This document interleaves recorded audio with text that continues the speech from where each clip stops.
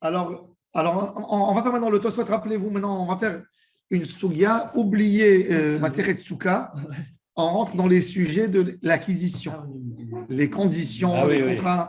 Naï. Oui. Donnez avec Naï, là, même à l'aide. Déjà, le Tosfot avance. C'est simple pour savoir. Dites-moi, je vous pose une question. Répondez-moi une réponse logique, hein, vous tous. Attends, prépare. J'ai pas d'argent, je veux acheter un beau étrog, j'ai pas assez d'argent. Je m'associe à un ami, à deux amis, chacun y met sa part et on s'achète un étrog associé. On peut faire une association pour acheter un étrog ensemble ou il y a un problème de lachem, Michel lachem. Ça veut dire chacun, il a sa part, mais il y a la part de l'autre qui l'empêche de faire la mitzvah. On peut ou on ne peut pas? Moi, je pense que oui. Ils ne vont pas au même office.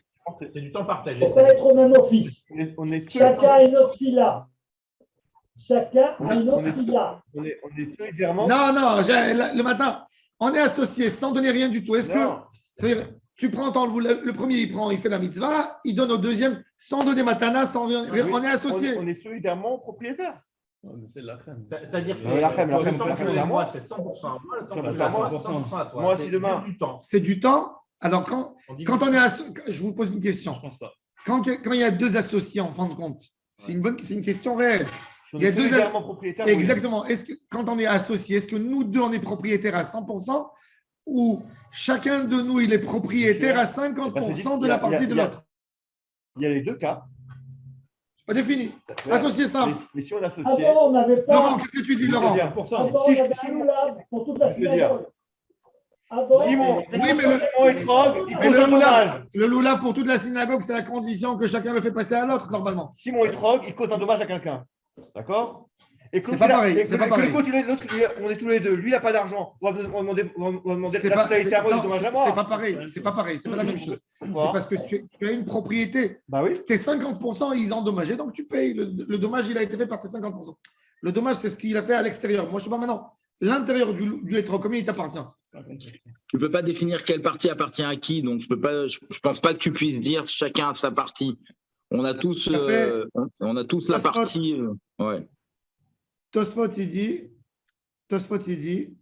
le premier Tosfot, Elaim Ken, il dit, Machina Agoula, laquelle en France, ils achetaient le étrog associé, l'iknot étrog beshutafut, melamdim otam. Quand ils achètent, on dit que chacun, quand il récupère à lui pour faire la mitzvah, tout le monde lui donne, mais après, il doit rendre à tout le monde. Alors, il dit, on n'a pas besoin de faire la condition, chaque fois quand il donne, de dire, je te le donne maintenant, menat l'arzir. On fait la condition à l'achat. Que chacun, quand il a fini, il aura fini d'utiliser et il transmet à l'autre. Il donne à l'autre automatiquement.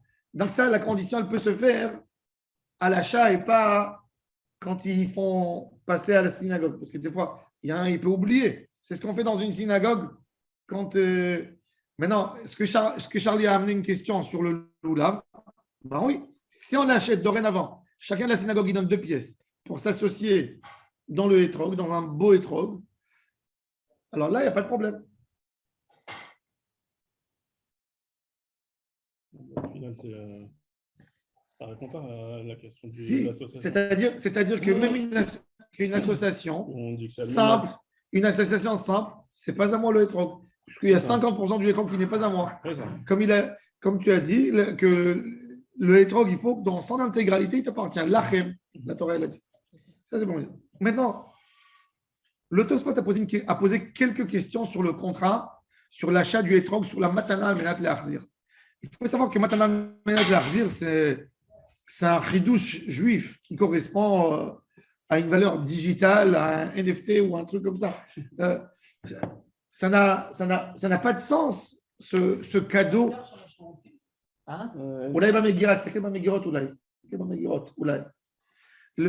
L'idée de donner un cadeau, qu'au moment où je le reçois, il est à moi, mais si je ne le rends pas, en fin de compte, il s'avère a posteriori qu'il n'est pas à moi.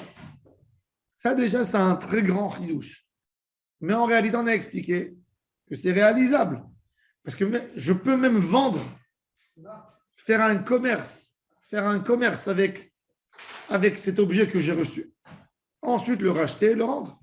Ça m'arrange aujourd'hui pour faire un trafic, pour faire bouger, faire circuler de l'argent d'une main à une autre main. Mais en fin de compte, ça retournera au gars. Tant qu'on est là, on a montré qu'il y a des conditions comme ça dans les divorces, qu'il y a des conditions comme ça de partout. Tosfot, il pose une question basique. La règle des conditions, déjà, une petite introduction. Comment elle a l'air, la règle d'une condition, peu importe laquelle, dans le commerce. La Torah nous dit Kol tnai she'eno ki tnai bnei Gad ubeni Reuven eno tnai. Toute condition financière qui ne ressemble pas à la condition que Moshe Rabbeinu a imposée aux enfants de Gad et de Reuven quand ils sont rentrés en Israël, ce n'est pas valable comme condition. J'explique. Les enfants de Gad et Reuven et la moitié de la tribu de Ménaché sont venus chez Moshe Rabbeinu quand le peuple d'Israël, avant de rentrer en Israël, ils étaient à travers le Jourdain et ils ont dit, nous on a énormément de troupeaux. En Israël, ils ne vont pas nous laisser faire paître nos troupeaux parce que les troupeaux, ils abîment les arbres, etc. À travers le Jourdain, il n'y a pas de montagne, c'est comme une cuvette sur toute la ligne. Il y a de quoi faire paître les troupeaux. Et nous, on ne veut pas rentrer en Israël. C'est le plus proche d'Israël, c'est dans cet endroit. On veut rester ici. On a fait la conquête. On a tué déjà Sichon. On a tué Og. Il n'y a plus d'ennemis ici. On veut s'installer ici. Moi, j'ai leur dit, vous n'avez pas honte. Vous voulez décourager vos frères, ne pas rentrer, vous faites exactement comme les explorateurs, etc. Et ils lui disent, non, on n'est pas comme les explorateurs. On vous assure qu'on participera dans toutes les charges du peuple d'Israël. Tout simplement, c'est notre troupeau. Mon cher Rabbeinu, il leur dit, OK, je suis d'accord, à condition. Si vous venez avec nous en Israël et vous faites toutes les guerres avec nous, et vous ne quittez pas le terrain tant que le dernier des tribus n'a pas eu sa terre, vous l'aurez, cette terre, elle sera à vous. Et si vous ne remplissez pas cette condition, eh bien, vous n'allez pas avoir cette terre, elle ne vous appartient pas, elle appartient à tout le peuple, et vous aurez votre terre d'après un sort comme tous vos frères en Israël. Ils lui disent, tout ce qu'on t'a dit, on va réaliser, laisse-nous construire des petits villages pour l'instant pour installer nos femmes, et on continue avec vous. Et c'est ce qu'ils ont fait. Le peuple d'Israël les a attendus, ils ont construit des maisons préfabriquées pour installer leurs femmes et leurs enfants et une petite présence parmi eux, et tout le reste sont rentrés, ils ont accompagné les enfants d'Israël. Pendant 7 ans de guerre, ils étaient là. Avec des petits retours, je suppose, mais ils étaient là et ils ont milité, et même c'était comme ça. Bon, leur niveau spirituel s'est dégradé, mais tout ça, ce n'est pas nos affaires. Maintenant, nous, on parle de la condition que Moshe Rabbeinu leur a imposée. Donc, le Talmud nous dit, toute condition qui n'est pas faite de cette même manière, ce n'est pas une condition. C'est-à-dire, tu dois toujours préciser les droits, les clauses, et ce qui va gâcher, qui va casser la condition. Je ne peux pas dire à quelqu'un, si tu fais ça, tu obtiens 1000 shekels. Quand j'ai dit, peut-être aujourd'hui. Et je n'ai pas dit si tu ne le fais pas aujourd'hui. Je n'ai pas précisé. Donc la condition, de toute façon, ce n'est pas une condition. Parce qu'il faut dans toute condition qu'il y ait le côté positif et le côté négatif. Ensuite, il faut que le positif, il soit avant le négatif. C'est-à-dire, si tu fais, tu auras, c'est le positif. Si tu ne fais pas, tu n'auras pas, c'est le négatif. Tu n'avances pas le négatif avant le positif. Parce que le négatif, c'est si je ne fais pas, ça y est, c'est fini. Non, ce n'est pas la question de menace. Ça a stoppé là-bas. Ça veut dire c'est le Icar, c'est si je ne fais pas. Si je ne fais pas, alors ok, je n'ai rien fait, donne-moi quand même quelque chose. Non, si tu fais le Ken, il est avant le lot. Alors il dit, regardez Tosfot, je prends les Tosfot dans les mots. C'est très bizarre. Et ensuite, il y a le Tnaï, la condition avant le Maasé. Là, il donne le cadeau, Matana, et ensuite, il fait la condition. La condition. Et ensuite, il y a ce que tu reçois. Ensuite, Tnaï Kafoul, il n'y a pas de Tnaï Kafoul. Si tu me le donnes, si tu me le rends, il était à toi. Et si tu ne me le rends pas, il n'est pas à toi. Il n'y a pas non plus. Le Hen Kodem Lelav, le oui avant le non plus, il n'existe pas ici. Et là, chez Mekatser, les Shono, c'est-à-dire que selon Tosfot, il dit le Talmud, il a raccourci son langage.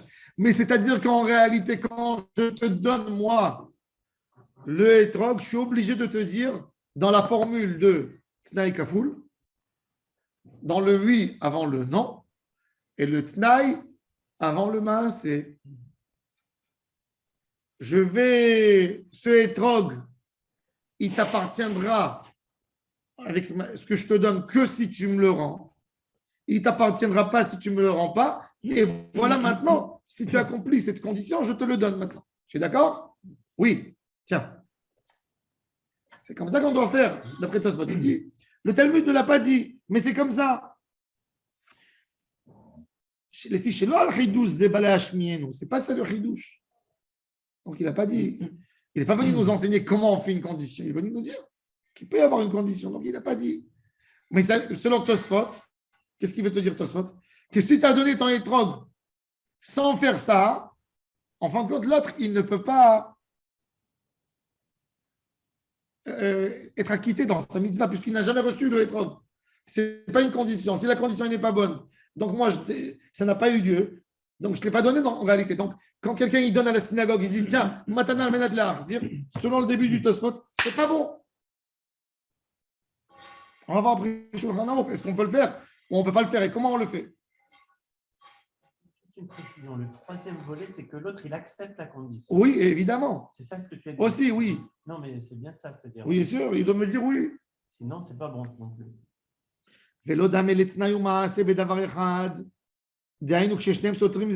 Comme quelqu'un qui donne l'acte de divorce à sa femme, il lui donne le guet à condition qu'elle lui rende le papier le guet.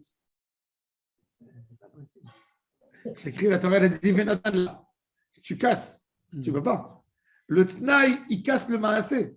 Le Maasé de la Torah, elle a demandé Venatan la Sefer Kiritout. Il dit et tu me rends le parchemin. Non. ואם תאמר, כיוון דאמר, על מנת שתחזירו לי, אם כן, אם הקדישו אינו מקודש. כי דמוכר בסוף יש נוחלים, גבי שור זה נתון לך במתנה, על מנת שתחזירו לי, דכיוון דאמר לי, מי דדככה זה לי כאמר, וכן איך יצא. Il dit Tosfot, comment ce étrog? Maintenant, Tosfot, il parle de l'idée. Il dit normalement, quand quelqu'un il possède, il pose une question sur le chidouche de Chachamim qu'ils ont dit qu'on peut faire une condition même dans un don. Tarziré le matana menat la chazir. Il dit normalement un cadeau quand moi j'achète un objet, j'acquéris un objet. Quand il est à moi pour le détruire, il est à moi pour le consommer, il est à moi pour l'offrir au Beth Amikdash, il est à moi pour faire ce que je veux avec. Il dit s'il n'est pas à moi pour tout, parce que je ne peux pas le rendre Ekdesh, par exemple. Dans la question, il pose la question. Je ne peux pas le rendre Ekdesh, donc il n'est pas à moi. Donc il manque dans ce qui est à moi. Quand je te dis il est à moi, je peux le casser. Il est à 100%. Si je ne peux pas le casser, il n'est pas à moi. C'est-à-dire quelque part. Est-ce que ça gêne la propriété? En fait, que je ne peux pas le casser. Quelque part, c'est la notion de propriété, de nue propriété et d'usufruit. Exactement. Est-ce que tu profites uniquement du bien? Tu sais, à l'époque en Israël, si vous vous souvenez quand il y avait les cassettes, alors les gens, ils doublaient les cassettes. Ouais. Il a doublé. Les appareils. Alors, avant, il y avait deux appareils, tu mettais. Alors, avant ça, c'était encore plus. Le gars, il mettait sur son tape recorder, il mettait le truc, il appuyait sur le bouton record Avec l'autre, et il mettait à côté la radio ou quelque chose, il a enregistré un chant. Et les chanteurs, ils disaient que c'est du vol manifeste. Et je me rappelle, la qualité de son était tellement terrible, mais c'était comme ça qu'on faisait. Alors après, quand il y a eu le tape, les deux cassettes, le double cassette, C'est l'événement. voilà, c'était un événement. Il y avait le double cassette de Philippe, je me rappelle encore. Tu vois, tu mettais les deux. Tu te rappelles? Pour le Il était- bar on en recevait 5 comme ça. Voilà. Il y avait le double cassette. Alors, les vendeurs de la musique sont devenus fous. Pourquoi? Parce que tu mettais l'autre et hop, tu enregistrais. Et c'était enregistré, c'était fini. Alors, qu'est-ce qu'ils faisaient? Il y a un en Israël, il y a un vendeur religieux, je me rappelle. C'était écrit sur la cassette que la cassette, en fin de compte, même quand tu l'achètes, elle ne t'appartient pas. Tu achètes le droit d'écouter. En France aussi. Non, ça veut Il y a marqué droit d'utilisation. Il y a marqué droit d'utilisation. Et c'est une phrase comme ça en français. droit d'utilisation. Ouais. Voilà. Donc, ça veut dire, c'est à moi. Je peux la casser si je veux. J'ai le droit, parce que ça ne fait pas un dégât. Je sais pas, la vérité, c'est quoi droit d'utilisation? Je peux la casser? Toute reproduction est interdite. Non, reproduction. Non, reproduction, ça ne veut rien dire. Ça veut dire, parce que reproduction, moi, je ne touche pas ta cassette, je la mets. Maintenant, il y a un son, j'appuie sur un autre bouton à côté. Copyright. Alors, quand je fais le livre, Ah, le livre, c'est pareil, le livre, si je fais une photocopie. c'est ça la question. Parce que si le livre, il m'appartient à 100%, est-ce qu'il m'a vendu le livre? Est-ce que je peux vendre un livre en t'imposant de ne rien faire à côté? C'est une condition. Si la condition, elle est dans l'objet, c'est un problème, donc je ne l'ai jamais vendu. Si c'est une condition hors de l'objet, je ne te permets pas je te vends le livre à condition que jamais tu manges une pomme à côté du livre. Par exemple, là, je n'ai pas touché. L'objet, tu peux le déchirer. D'accord? Mais je te fais une condition interne. Là, c'est une condition dans l'objet. Ça veut dire, je te vends le hétrog, tu ne peux pas le couper. Tu ne peux pas le manger. Tu dois me le rendre. Alors, à quel titre tu es propriétaire? C'est ça ce que toi, tu veux comprendre, la philosophie de cette notion de matana menad l'arzi. Alors, il dit, regarde, alors il pose la question, il dit, Ekdesh, je peux le faire? Il se pose la question. Alors, il dit, Ve'an ansnan benedarim, perek ashutafin, gaber matana de bet choron, de kol matana, shei mekdisha, lote mukdeshet, lo shme matana. Il dit un cadeau que je ne peux pas, moi, le donner au Beth Amikdash, ça veut dire qu'il n'est pas à moi. Je n'étais jamais propriétaire. Mais Shlomo Tosfot, il dit non. D'Achinam, je peux le donner à Ekdesh. Pourquoi je peux le donner à Ekdesh? Parce que je peux faire un rachat, moi, du Ekdesh. Je payerai une taxe. Donc, dans la théorie, je peux le faire. La question, c'est que je ne peux pas le détruire. Ça, c'est une. Il faut voir. On a vu dans le Talmud de Jérusalem, Rabbi Yirmiyah a dit Rabbi Yehuda Ba'i, Me'ata, Matana, en Adam noten matana lechaviro al menat shelo yikatchen al hashamayim. Est-ce qu'un homme ne peut pas donner un cadeau? Par exemple, il sait, comme il y a aujourd'hui, par exemple, il y a un père, il veut donner un appartement à son fils. Maintenant, il sait que son fils, il est léger d'esprit. Demain, il va prendre l'appartement, il va mettre un crédit bancaire dessus pour aller investir. Et lui, il veut assurer pour ses petits-enfants un toit toujours. Qu'est-ce qu'il fait? Il va au cadastre et il dit, l'appartement, je le mets au nom de mon fils, mais il ne pourra jamais prendre un crédit sur l'appartement. C'est faisable. C'est comme ça qu'il fait. Ça s'appelle ce qu'on appelle Eharat Hazara. Tu as un crédit. Tu as prêté à quelqu'un de l'argent. Il faut savoir. Tu as prêté à quelqu'un de l'argent. Le gars, il possède un appartement. Tu lui dis, donne-moi. Il te dit, c'est compliqué. Tu dis, il n'y a pas de problème. On va avec un avocat. Ça coûte 80 shekels. Avec ton autorisation. Tu mets dans le cadastre un shiebout sur la maison. Tu ne peux pas l'enlever, sauf avec le droit de tel monsieur que lui, il enlève devant un avocat. Au cadastre, d'enlever le shiebout. Et tu mets un shiebout sur la maison. À combien? À 100 000, à 200 000, à 300 000. Tu as le droit. Tu as le droit. Alors il dit, Alors il dit, tout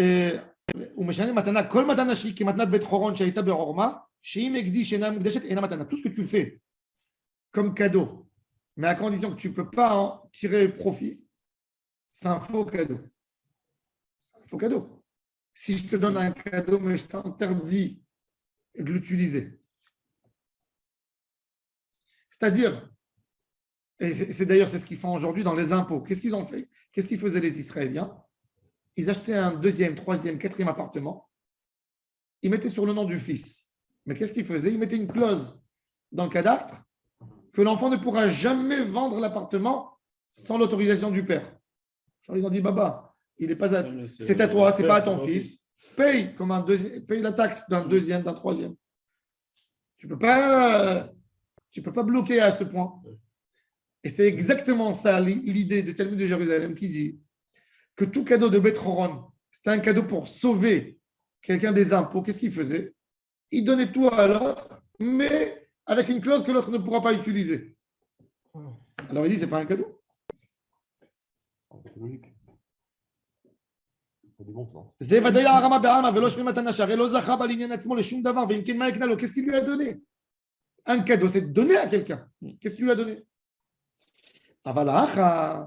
Maintenant, qui lui dit, je veux que tu tires profit, je veux que tu fasses la mitzvah. C'est quoi mon idée? Là-bas, dans Beth Horon, il n'y a rien que je peux tirer profit.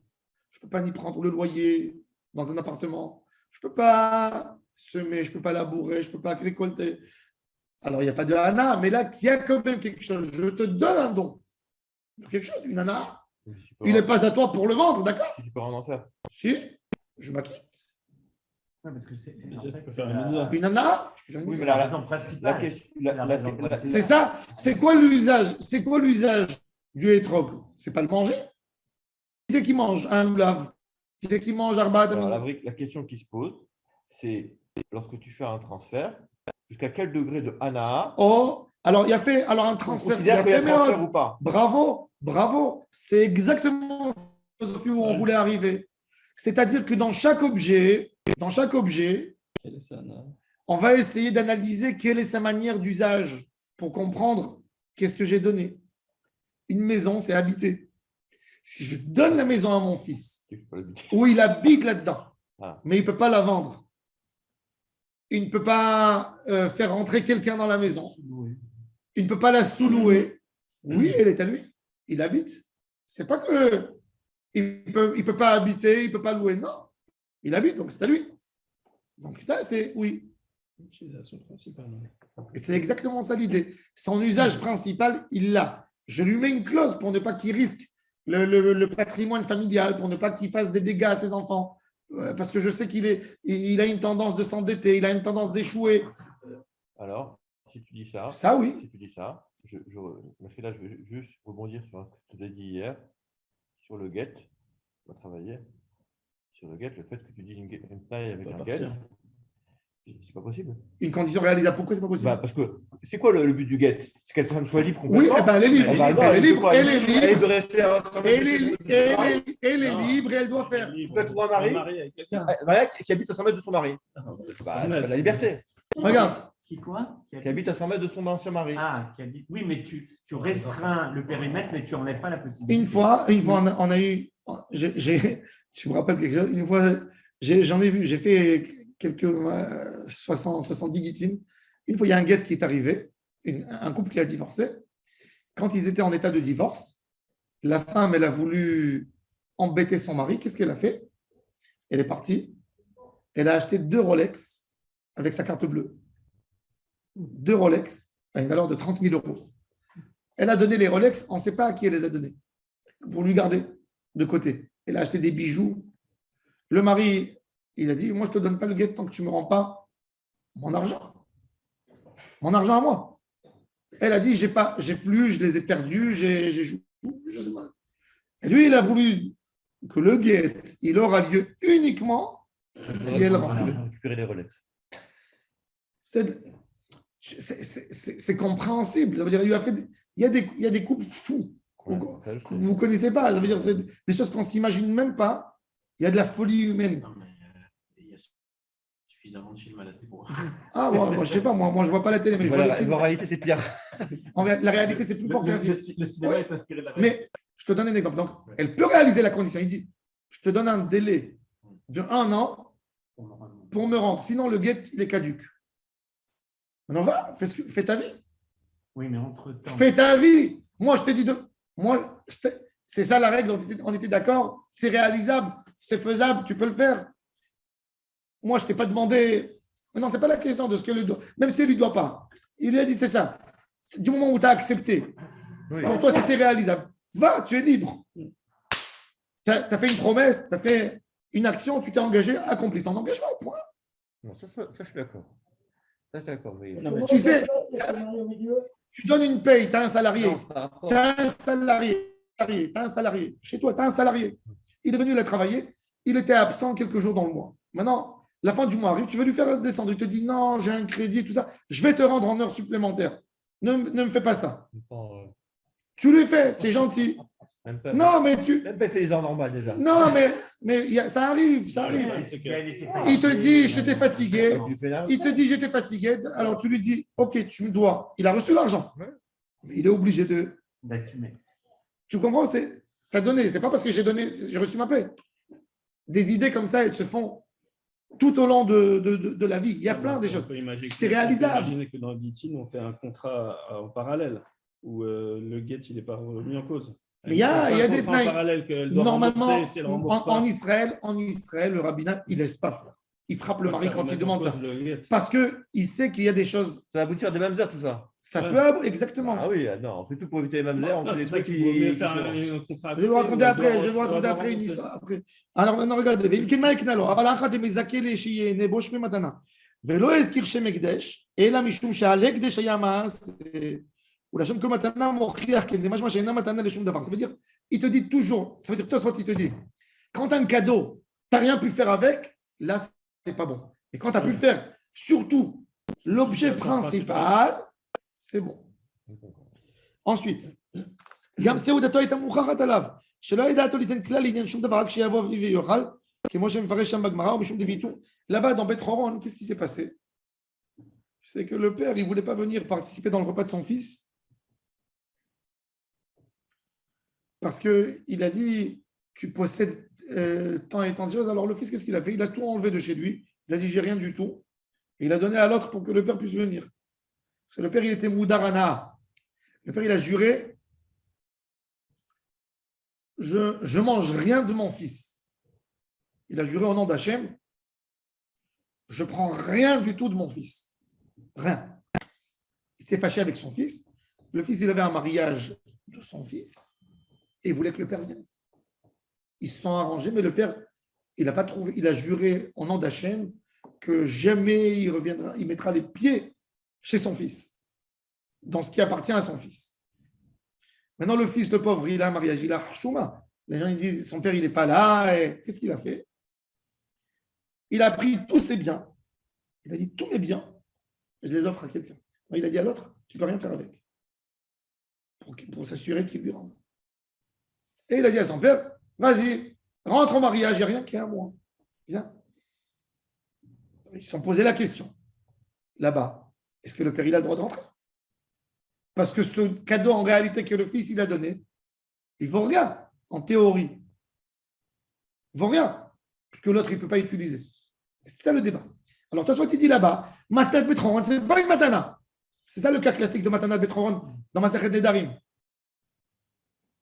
Je sais que mon Rav, Zichrono Libracha, lui, depuis 14 ans, il a juré, il a fait un serment et jamais l'annuler, que jamais il prendra une aide ou quoi que ce soit de quelqu'un d'autre.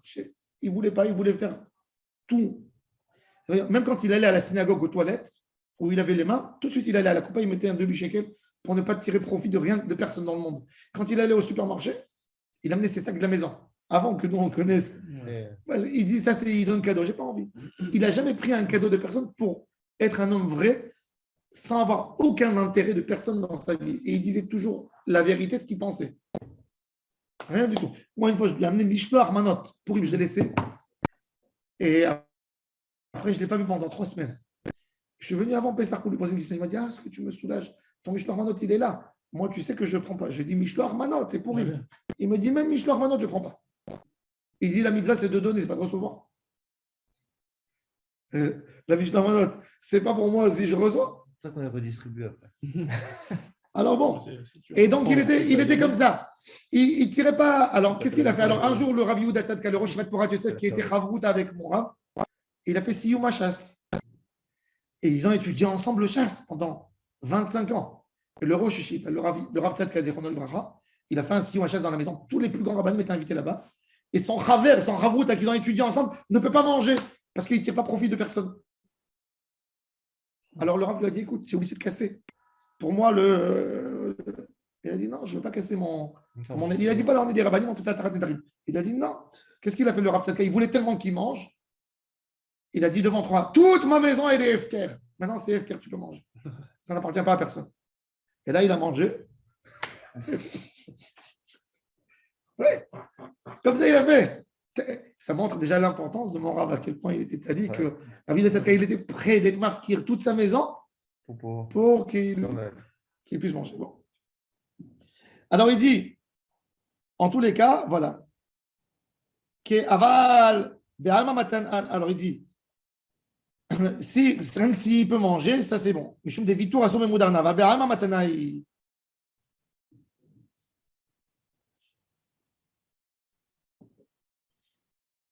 אף על פי שאין יכול להקדישה כדתנן בפרק בתרת דברים שנותן לביתו מה שנושאת ונותן לתוך פיה. Il y a un homme, qu'est-ce qu'il fait? Il est fâché avec son gendre. Il est fâché avec son gendre. Il y a sa fille qui vient qui dit, papa, je suis pas bien, je n'ai pas de parnassa. Et lui, il veut corriger son gendre. Il donne à sa fille de l'argent. Il dit, à condition qu'il n'y a personne qui a le droit, rien que toi, je te permets, ce que tu fais rentrer dans ta bouche, c'est à toi. Tout le reste, moudarana. Faisable ou pas? Oui, faisable. Faisable parce qu'elle a une manière d'en profiter. Ça veut dire que ça rattrape. Donc, de là, Tosfot, il te dit, il prouve de là que même que je ne suis pas propriétaire à 100%. Si j'arrive à faire l'utilisation principale, c'est bon. Si j'arrive à faire une utilisation principale ou basique, c'est valable même que je n'arrive pas à faire d'autres choses. Donc de là, on voit que Béhémet, il y a une notion de vendre. Je peux m'appeler propriétaire, sinon les leasing. C'est quoi un leasing? Leasing, je suis propriétaire ou je ne suis pas propriétaire?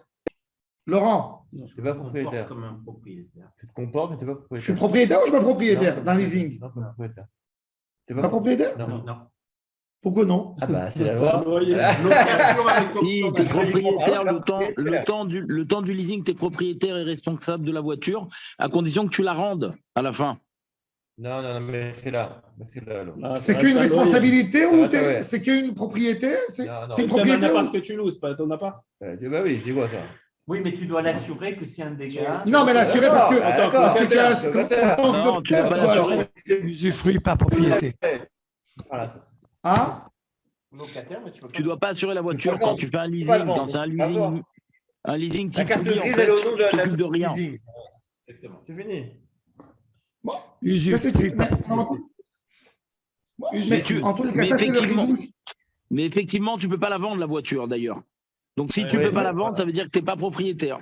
Ça veut- non, mais Tosfot, il nous dit que non, même si tu ne peux pas le vendre, tu es propriétaire. Si l'usage principal il t'appartient, alariquement, tu peux t'appeler propriétaire. C'est-à-dire, Il n'y a qu'un locataire d'un appartement, il est propriétaire. Un Ah. locataire d'un appartement, il est propriétaire. non, Bah, il est utilisé. non, mais là, il rentre comme locataire, il ne rentre Ah. pas comme acheteur. Il juste une question. Il y a ce qui s'appelle Yahvé en Israël. Si vous ne connaissez pas ça, il y avait à l'époque, le marché, à l'époque des Anglais, il y avait beaucoup d'appartements. Et il n'y avait pas assez de personnes en Israël pour loger toutes les maisons. Donc, qu'est-ce qu'ils ont fait? Ils ont fait ce qui s'appelle Dmei Mafteach en Israël. Je ne sais pas si vous connaissez cette notion. Pas de porte. Dmei Mafteach, pas de porte. Ça veut dire que tu viens, tu mets $20 000 Comme un magasin. et après, tu payes un prix très baissé, très réduit. poli, ouais. Aujourd'hui, c'est Baruch Hashem, ça flambe, alors c'est plus avantageux. Mais il y a beaucoup en Israël, à Tel Aviv et tout ça, surtout dans les dans des appartements qui appartenaient à des institutions, qu'eux, ils faisaient de même after, parce que l'institution, elle voulait 20 000 $, mais elle ne voulait pas vendre. Mais le gars, il reste 50 ans là-bas. Maintenant, ils essayent, il y a plein de procès pour essayer d'enlever les gens. Toutes les maisons de retraite des personnes âgées. Toutes Je sais les pas maisons si- de retraite des personnes âgées. Elles C'est payent pas une comme grosse ça. somme et après, ils ne sont pas propriétaires. Non, mais ce n'est pas pareil parce qu'ils sont locataires. Là, c'est un droit tant qu'il est vivant, même s'il y a un enfant qui rentre s'installer dans l'appartement, il ne peut pas le faire sortir. Il y a toutes des lois, il y a toute une loi de même after en Israël. C'est infernal pour celui qui veut acheter. Mais quand je m'étais marié, je me rappelle, il y avait des appartements à Jérusalem pour 40 000 $ et tu payais 200 $ de loyer toute ta vie. Mais tu n'as pas le droit de déménager l'appartement. Tu as bougé, tu as perdu ton droit. Mais tu restes là-bas, tu peux rester. Et par rapport à. Est-ce qu'on pourrait imaginer. Et là, ça s'appelle propriétaire. Est-ce qu'on pourrait imaginer